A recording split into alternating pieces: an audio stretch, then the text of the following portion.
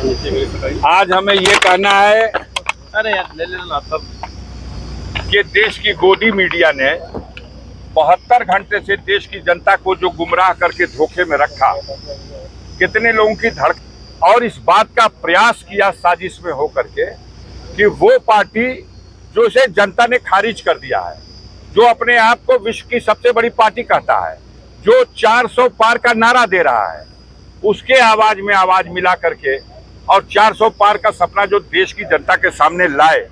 आज जनता का ये फैसला देखकर गाजीपुर की जीत अकेले कोई माने नहीं रखती।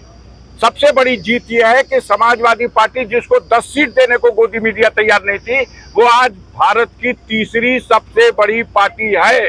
अपने दम पर समाजवादी पार्टी तीसरी सबसे बड़ी पार्टी बन गई। अफजाल अंसारी की जीत में तो तमाम प्रश्न चिन्ह थे। आपका प्रश्न था कि बसपा के समझौते में आप जीते थे, इस बार बसपा अलग लड़ रही।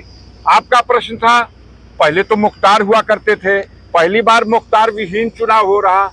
आपका प्रश्न था कि आपने तो विकास ही कुछ नहीं किया, आपको जनता क्यों वोट देगी।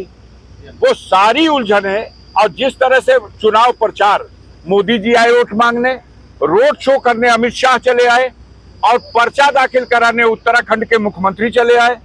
मध्य प्रदेश के मुख्यमंत्री ने आकर के जंगीपुर में वोट मांग लिया। योगी जी धर्मावतार बुलडोजर लेके अलग चलते रहे। जनता ने फैसला दे दिया कि ये सारा अहंकार इस सरकार का, डबल इंजन की सरकार का, वो जनता को मंजूर नहीं है। जिसके ऊपर आप जुल्म करते हैं और उस जुल्म के बदले अगर आप चाहते हैं कि जनता पुरस्कार दे, तो जनता ने पुरस्कार दिया। देश के पैमाने पे तो भाजपा हो सकता है 240 हो, लेकिन सबसे बड़े अहंकारी इस उत्तर प्रदेश में थे, जिनको यहाँ की जनता ने मिट्टी में मिला दिया, जिनकी राजनीति को मिट्टी में मिला दिया, आधी से भी नीचे कर दिया। इनको औकात सिमट गई है। और आज ही इस बात का संदेश इस गाजीपुर की जनता ने दे दिया है कि अगला निशाना उत्तर प्रदेश की कुर्सी, जहां माननीय अखिलेश यादव को अगले चुनाव में उस कुर्सी पर बैठाना है, ये फैसला जनता ने आज दे दिया। गाजीपुर का जनादेश आपको पहली बार के बाद रिकॉर्ड मतों से, क्या कहेंगे, क्या जनता को? भाई 2019 में जीते थे 1,20,000 वोट से समथिंग, और इस बार जीते हैं 1.25 लाख वोट से। मैंने प्रेस कॉन्फ्रेंस में बार बार कहा है कि मैं अपना रिकॉर्ड अपने ही तोड़ूंगा, क्योंकि मुझे जनता से और उनके बीच में जो मेरी उपस्थिति थी, मुझे मालूम था कि जनता हम पर विश्वास कर रही है और मेरा साथ देगी।